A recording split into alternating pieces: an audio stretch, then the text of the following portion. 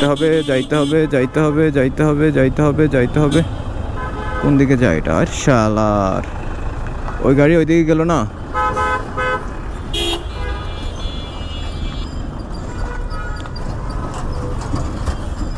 আমি আইসা আটকে গেলাম।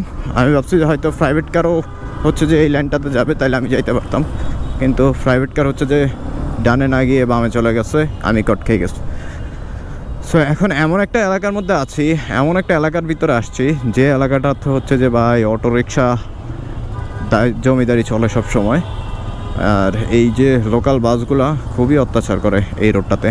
সো এই রোডটা হচ্ছে যে কী বলে এটাকে, মিরপুর পল্লবী 10 নম্বর থেকে একদম দিয়াবাড়ি যে রোডটা, ঠিক এই রোডটাতেই এই মুহূর্তে আছে।